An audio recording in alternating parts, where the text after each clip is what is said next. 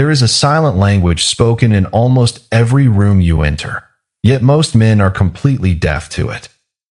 While they scream for attention, the ancient masters of Rome understood a deeper truth about human desire, one that requires no words at all. She will smile. She will nod. She may even assure you that everything is perfectly fine. But she will never hand you the blueprint to what she truly desires from you. She hopes you will simply understand. Yet, most men do not. Most men try to fix. They ask endless questions, trying to decode the puzzle through logic. But the rare man, the one who operates with a quiet, grounded self-mastery, acts without being prompted. He uses Stoicism not just as a cold armor against the world, but as a subtle radar.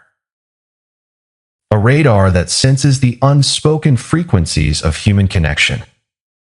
But here is where the mystery deepens, and it is a dynamic that even Roman Emperor Marcus Aurelius recognized during his quietest nights on the Danube frontier. There is a specific kind of internal gravity that draws people to you. And it begins with an unexpected shift in how you handle her mind before you ever think of her body.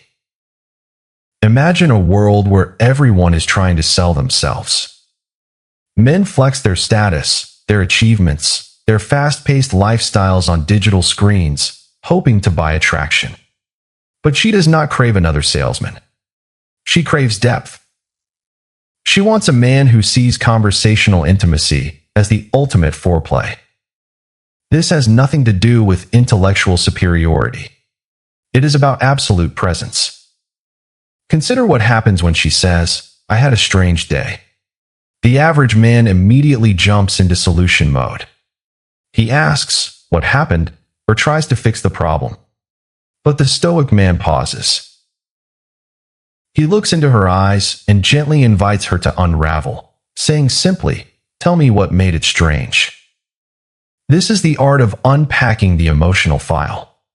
When you sit with her thoughts without judging, without escaping to your phone, and without offering unprompted advice, you create a sanctuary. Marcus Aurelius once noted that the soul becomes dyed with the color of its thoughts. When your thoughts toward her are colored with genuine curiosity, she feels safe.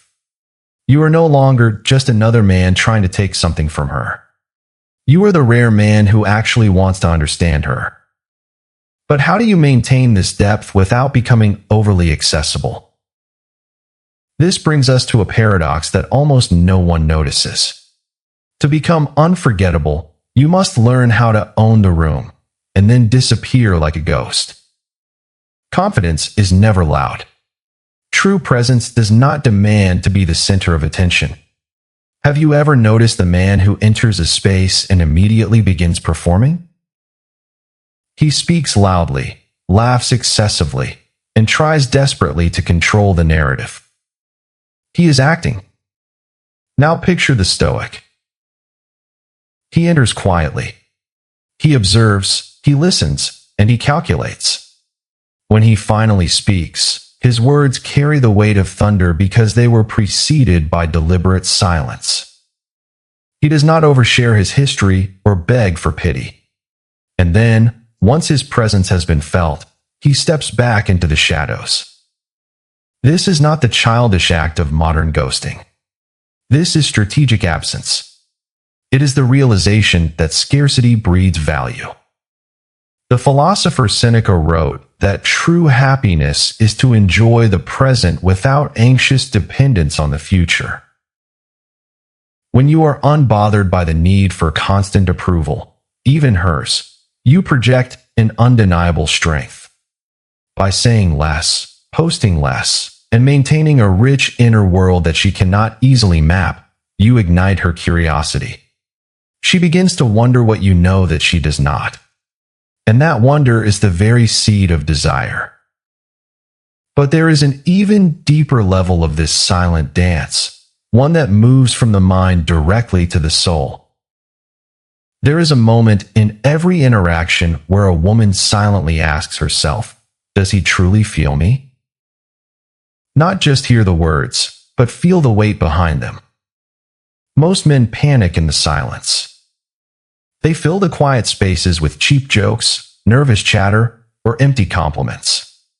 They speak from a place of deep emotional hunger. But the Stoic speaks from absolute abundance.